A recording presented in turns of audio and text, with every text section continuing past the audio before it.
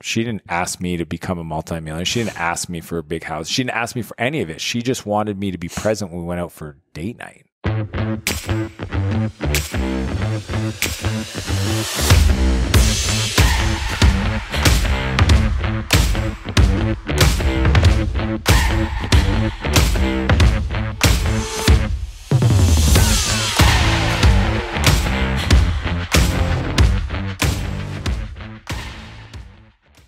How many kids you guys have?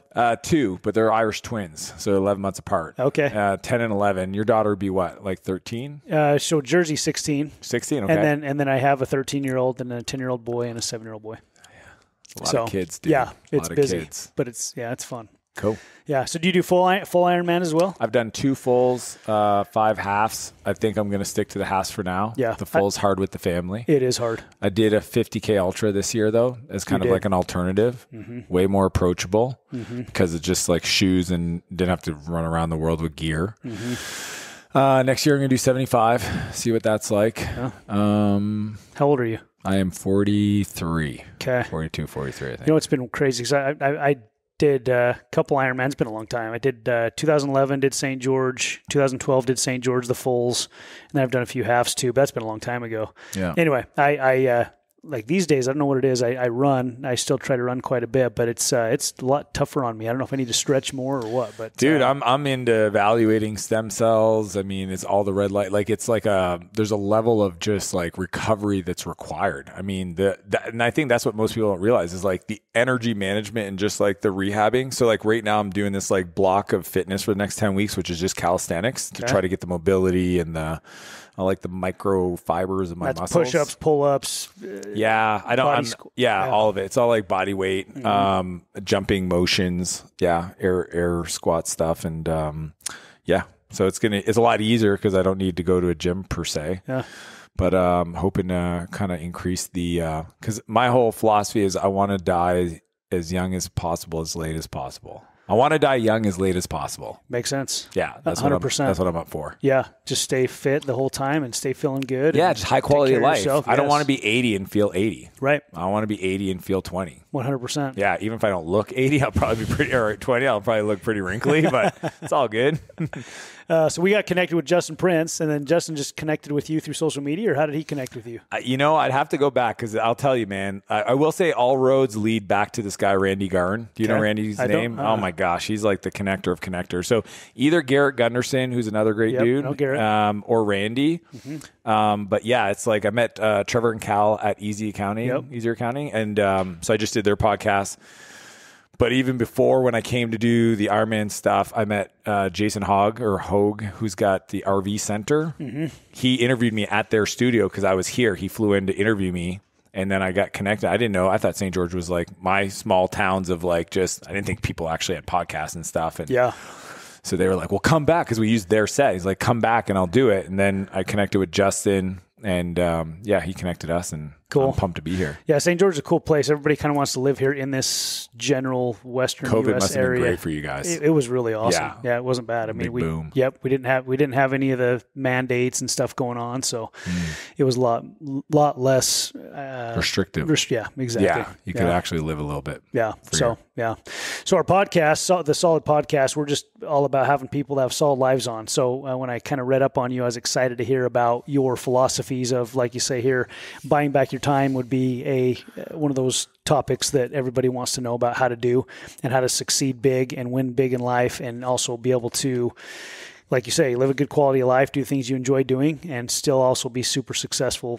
everywhere else too. So maybe just tell us about yourself, your background, who you are, and Well, I mean, so it's kind of funny because I was on a podcast yesterday and it was like 12 minutes. I don't know if you've ever tried to do anything in 10 or 12. Not easy. Yeah, like a TED Talk. It's like, it's the hardest thing in the world. Oh. And they're like, we're only do 12 minutes. I'm like, all right. And I knew he didn't know a lot about me. So when he asked, I said, well, so grew up in a challenging environment, addicted to drugs. I ended up in jail twice by the time I was 17. Rehab saved my life, discovered programming software, built and sold 3 software companies in a 10-year period. Multi-millionaire at 28. And today I have the largest coaching organization for software CEOs in the world. called SaaS Academy. And then I have $100 million holdco where we buy software companies and grow them, because that's kind of what I know how to do. And then January came out with this book because everybody kept asking me to teach them how I do what I do, which, people are like, why'd you write the book? I go, I'm not going to lie. Like, a big reason was to buy back my time, because it's a lot of work teaching people kind of like my philosophies around life. And now that's just taken off, and it's almost become number one priority. It's just like supporting the content and media. And I've kind of got really great partners in all the different areas of my life. And, I get to travel the world. Like, my son's with me here, and I love to snowboard, wake surf, mountain bike. I don't know. You're into triathlons. What are your... Yeah, mountain bike, hunting. I like to hunt a little bit. Dude, I'm not into that yet. But Garrett Gunderson, he wants to bring me elk bow hunting. Yeah. So when you do, I also own a outdoor hunting company called Rolling Bones Outdoors. Heck, so we book hunts all over the world. It just occurred to me. Yeah. Sometimes I don't pay attention. I'm like, oh. Yeah. Yeah, you like animals. So that's my main, that's my passion more than anything. Is just I can tell, hunting, adventure, and and helping people get into it as well. And in fact, last week we were on a deer hunt, hunting mule deer here in Utah, and my neighbor came out with me, and we both had our 2 little boys, and it was his first mule deer, so we killed his very first one, which is a kind of a cool thing to teach his kids. Arrow or gun, or what do you guys? Rifles. Yeah. Yep. Cool. So we saw hundreds of deer every day. There's a lot, eh? There are a lot. And is it because they over procreate, or is it because you're not allowed to hunt in certain types? So, like, why is there so many deers? Because we have a ton of deers in our neighborhood. Yeah. And it's because you can't do anything, and they just know that, and they stare at you while they eat your garbage. They definitely, if they have good habitat, they just keep going. Yeah. And so there are a lot of deer, like here in southern Utah. We were in eastern Utah, but it depends where you're hunting too. Some areas, like up in Wyoming last year, I think some in Montana, really harsh winter, and it actually killed, probably, I don't know, a third of the deer, maybe more. No way. Yeah, really bad winter. So is that a bad thing or an okay thing? Well, if you're a hunter, you hate it because you can't find good bucks right now. They're tough to find because it did kill a lot of the. I just learned this year. I mean, this is how not of a hunter animal person. I found out this year that there are things they grow. Antlers. Yes. Happens every year. Yeah, they fall off every year. And I always thought the bigger the antler, and I think it is true because they get longer every year, right? Correct. Okay, but I just thought they carried it around. The ones that I saw that didn't have one, they were the women. Yeah. So it depends the time of year, right? So yeah, deer shed their antlers early spring. They grow them back. That's in the crazy summer. that it grows like a toenail. And they're like the fastest growing. I don't know what they call it. Is it like a keratin or something like that? Whatever it is. Yeah. But seriously, from April to August, they're fully grown. So 4 months. Yeah. So and what's the biggest antler you've ever gotten? Because you count it by points. Well, these right? elk are pretty good, pretty big. Caribou are big. Moose, I don't have any moose in here, but Yukon moose, they're amazing. But do you count by the tips? Is that it? Like the what? Or does yeah? So those are both 6 points, right, on each side. Oh, that's you go per side. Mm-hmm. Yeah, it depends. Whitetail hunters count both sides a lot of the time. Yeah. Mule deer, you'll like these are 4-point mule deer, 4x4. Anyway, yeah. Dude, this is your jam. This is cool. Yeah, so when you're ready to hunt, like Garrett says, What kind of gun should I shoot? That's the magic question. Yeah. Everybody's got their opinion on that. Really? So, yeah, it depends what you're hunting, but we with Rolling Bones Outdoors, we shoot a lot of these. It's called a 6 Creedmoor. Okay. And also a 6.5 PRC. Or there's a good old 7 Remington mag that's been around I remember forever. a 306. Is that it still a thing? 308. 308. Yeah, when I grew up. Yep. Yeah. So those are older cartridges. There's more efficient cartridges today and better bullets today. Is that what the number is? It's the cartridge bullet? Yeah, well, kind of. So the 308 is a 30 caliber. 30-06 is a 30 caliber. 30-06. That's what it is. I said 306. No, it was a 30-06. Yeah, what's that? 3006? 30 and then a dash 06. Okay. Yeah, and then there's 300 Win Mag. We used to shoot stuff with a 30-06. Yeah, it's a great cartridge. That's is it like the tried and stapled rifle? Is that why there a lot of them for decades? But nowadays, if you shoot a 30-06, it's kind of an older cartridge. Still a great round. Yeah, but there's just more efficient cartridges now and better bullets. So you can shoot a smaller bullet, doesn't recoil as bad, and it does a better job of killing. You're gonna stay on your target better. Yeah. I love it, Brandon. Yeah. I love that you talk about living a solid life. I went through all your Instagram. You did? Okay. Yeah, heck yeah, man. Good. I was like pumped to be here. Good. Yeah. Yeah, we that's big to us. We're very careful about who we have on. You know, we try to find people that have they're just trying their best. So no one's perfect, of course, right? No. But that's what really intrigued me about your story, and what I'd like to kind of talk about is how you've done it all, and you know how what you've learned through maybe your addictions and your challenges early in life, what you learned early in business when you were working maybe all the time and didn't have much of a balance, and then how you've kind of balanced that. And is it possible to when I was younger and building my financial services company back in the day, all I did was work because I thought that's what you had to do, and that's just what I felt like I wanted to do. Yeah. And I go, man, would it really have been possible to live a more balanced life back then, or would I not have succeeded? I always ask myself that question. Totally. So I'd like you to kind of talk about this stuff and your philosophies. And yeah, I mean, I love this. I mean, there's the mechanics of building a business, which I love nerding out on, but then there's also the person who's building the business and how they are in that interaction. So when you talk about the early days, like I remember in my 20s, I started at 17, but like even in my 20s, I love that you said, I worked all the time, but I wanted to work all the time. Yeah. Right. Cause like some people forget, like, right. I kind of want this. I enjoy it. It feels good. I feel productive. It's like people go to the gym. It's like after you leave, you're like, I'm glad I went to the gym. So I think what happens is we have these beliefs when we start companies that, like that's just how it is, right? And that's totally fine. The challenge is when it's just like drinking or any other addiction. Like people ask me because I don't do anything anymore. I quit drinking 11 years ago. My wife got pregnant, but I quit drugs a long time ago. I don't have a problem with it as long as it doesn't create, what I call emotional shrapnel in your life. And so work's okay, but it's not okay if you're then trying to fix things that you're breaking. Okay, so I was engaged back when I was 28, 27, and I came home and found my fiance in tears. And she couldn't even speak. She was just beside herself. And eventually she blurts out, like, I can't do this anymore. And she walked past me and went to her parents' house, and that was the last day we were together, like 7 weeks before the wedding. Oh, wow. And this was after 3 years of working my butt off 100-hour weeks trying to be successful because I had 2 failed companies prior to that. I was just like finally found something that was working and was so scared that if I even tweaked the formula that it would just stop. You know what I mean? You're spinning the plates and you're like, I don't know what plate's making this thing happen, but yep. And it was, I think 6 months later, I exit the company. And this is the part that I remind people is like, when you're young or when you're starting and you're building these companies, you're doing it because you have a vision of what you want to create, right? But here's the crazy part. For me, this was true. I don't know for other people, but at no point did she ever ask me for any of that.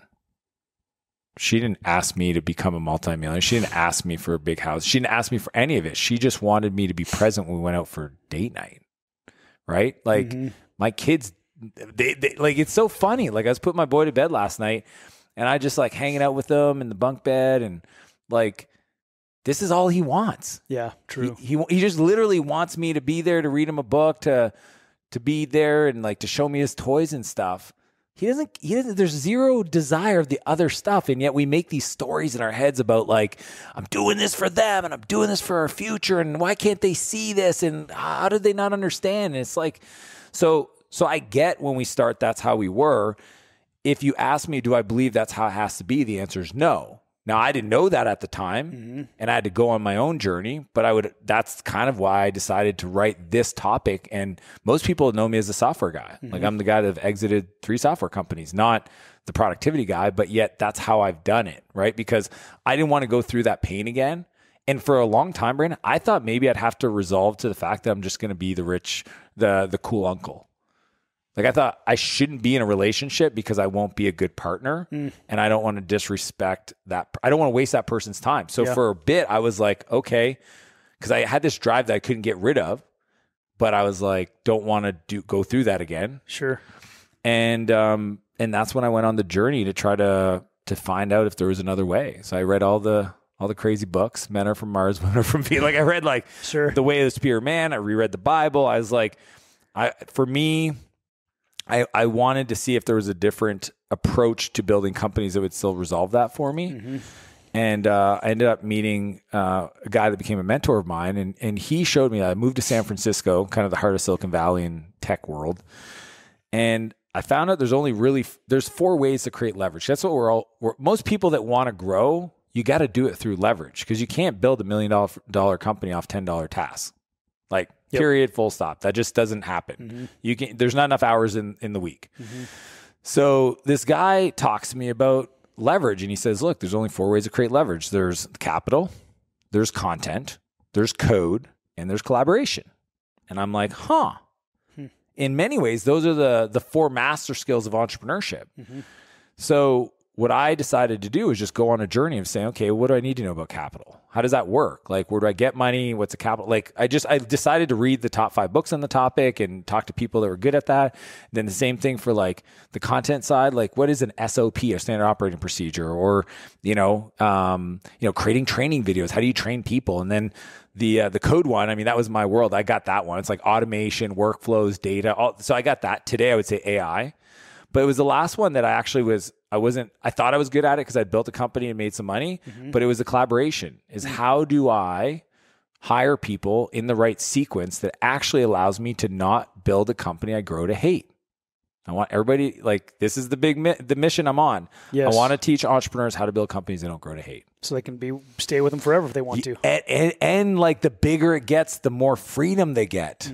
And people are like, that sounds like a pipe dream. I'll show it to you in the book. Read the book. I don't make any money from the book because I signed a deal with a publisher. Okay.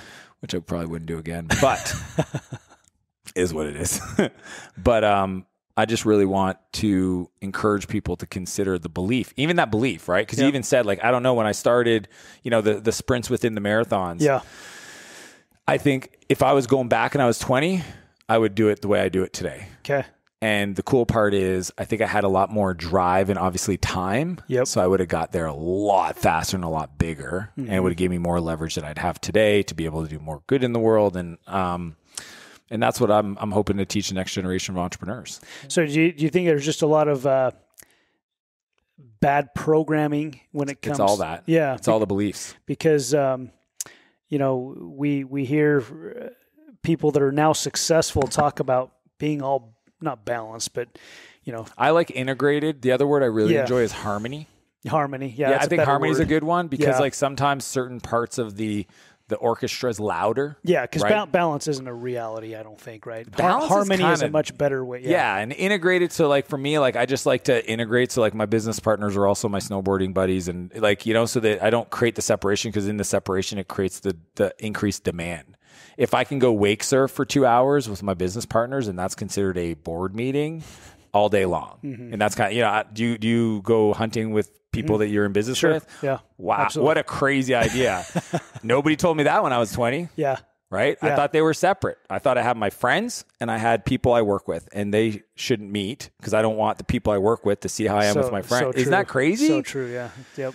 So that's because you think if you go with your partners that you work with, they're going to become unfocused or something. Yeah, or they're going to not respect me, blah, blah, blah. But again, those are all your insecurities. And maybe they would, because you are being somebody you're not. And you know what? I would encourage you to double click on that, right? So what I've learned over the years is the more you are you, the more you will attract people that like you. Like, you know what I'm saying? Yeah. Like, the more I am me, the more I will bring people into my life that like me, which makes the whole thing easier. Yeah. There's no like facade.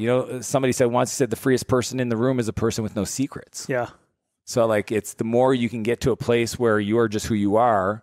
Turns out that there's enough people in the world. There's 9 billion people that, if a handful of them really like that version of you, they'll want to collaborate, participate. Like, I mean, Brandon, I'm sure there's people that are in the job market that wouldn't vibe with your values. For sure. And cool. They should go find their tribe. Sure. And honestly, if anything, I want to put that out to the world, because I don't want them to accidentally step into my world and then be shocked. Yeah. So I actually think it's really cool when people just realize, like, I always joke with my friends because they're like, hey man, this content stuff, like, what if people judge you, I said, do you have friends? They go, yeah, I have friends. I go, cool. They like you? Yeah, I think they like me. Cool. 9 billion people in the world. If 1 million or 2 million of those people probably like you for who you are because you got friends, they're out there. Just speak to them. Like, you don't need the other 8 billion whatever to like you. Yeah. to have an amazing impact. So like, honestly, the journey for me, probably for the last decade, is just allowing myself to be me 100% who I am. Okay. And that's turned out to allow that integrated, harmonious business, work, family, rich relationship life to just be life. Mm-hmm. And it's not a place I got to go. It's not a thing I do. It's just who I am. And it feels light. You know, like, I don't know about you, Brandon, but when I started in business, I felt like I had a lot of dark energy to prove you wrong. All the people that bet against me. Sure.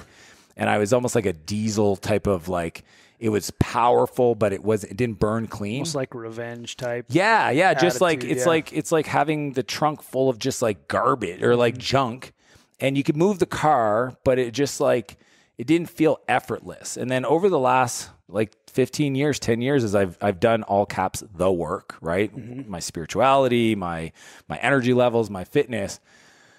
Maybe I've gotten older. Like, honestly, and 100% that's it. Like, the older you get, the less F's you care about. True. Yeah. So maybe as I've gotten older, I'm like, I just don't want to be that for anybody anymore. Yeah. Like, real talk, 6 months ago, I was on a morning show for the book, and I was wearing a dress shirt and a blazer. I don't wear dress shirts and blazers. Like, I don't like them. They don't feel comfortable. Mm-hmm. And I put it on because it's a freaking TV show. It's a morning show. I don't want to look like an idiot. So I go and I do the thing, and I get back, and I'm with Sam, my video dude over there, and I get in the hotel, and I literally just took the shirt, and I went, and I said, never again will you see me wear a button shirt. I like my shirts. They're comfortable. There's an athletic apparel. I feel like I can throw a roundhouse kick if I have to. I can't do a roundhouse kick, so don't challenge me on it. But I feel like I could if I had to, and that's who I'm going to be 100% all the time. So when I go on stages, when I go on TV, I always send a picture and say, this is what you're going to get. If that's a problem, let me know. I don't want to waste my time. And it's turned out, now people will say that and be like, must be easy for you to do that now that you've made your money. And I will say, man, I would have more money today if I was that person when I started. Mm-hmm. Not rude. Yeah. Just who I am. Yeah. Because I also care a lot about people. And what do you think? I mean, what do you think the difference is when we're in our early 20s and I guess we just haven't done the work? We're so insecure, dude. Yeah. Brent, I was insecure. I can only speak for myself. Mm-hmm. Who was Dan in his 20s?